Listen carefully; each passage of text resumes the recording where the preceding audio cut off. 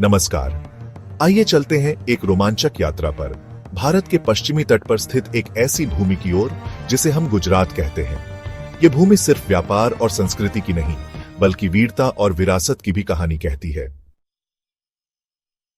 गुजरात की कहानी शुरू होती है हजारों साल पहले की सिंधु घाटी सभ्यता से। लोथल, धोलावीरा और सुरकोटना जैसे स्थल यह दर्शाते हैं कि यहां एक विकसित और योजनाबद्ध समाज था। लोथल विश्व के सबसे पुराने बंदरगाहों में से एक माना जाता है, जो गुजरात के समुद्री व्यापार के इतिहास को दर्शाता है। 3री शताब्दी ईसा पूर्व में गुजरात मौर्य साम्राज्य के अधीन आया और सम्राट अशोक के शासन में यहां बौद्ध धर्म का विस्तार हुआ।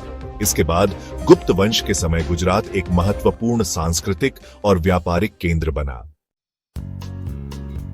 गुप्तों के बाद मैत्रक वंश ने वल्लभी से शासन किया, लेकिन गुजरात को सबसे अधिक वैभव सोलंकी वंश के समय यानी 10वीं से 13वीं शताब्दी में मिला। सिद्धराज, जयसिंह और कुमारपाल जैसे राजाओं ने मोढेरा का सूर्य मंदिर जैसे अद्भुत स्थापत्य का निर्माण करवाया। 14वीं शताब्दी में गुजरात दिल्ली सल्तनत के अधीन आया और फिर बना एक स्वतंत्र गुजरात सल्तनत। इसी काल में अहमद शाह ने 1411 में अहमदाबाद की स्थापना की। 16वीं शताब्दी में गुजरात मुगल साम्राज्य में शामिल हो गया।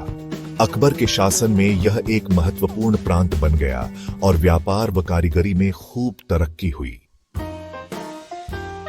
19वीं शताब्दी में गुजरात ब्रिटिश शासन के अधीन आ गया। यहां से शुरू हुई भारत की आजादी की लड़ाई की कई प्रमुख घटनाएं।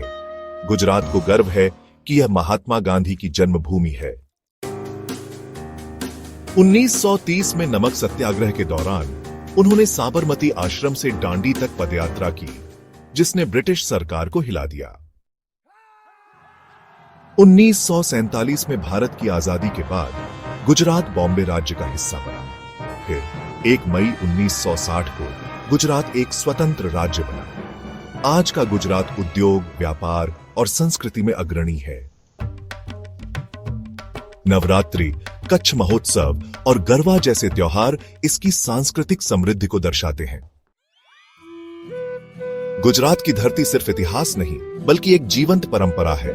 लोथल की खामोश दीवारों से लेकर आधुनिक अहमदाबाद की चहल पहल तक, यह भूमि हर युग में चमकी है।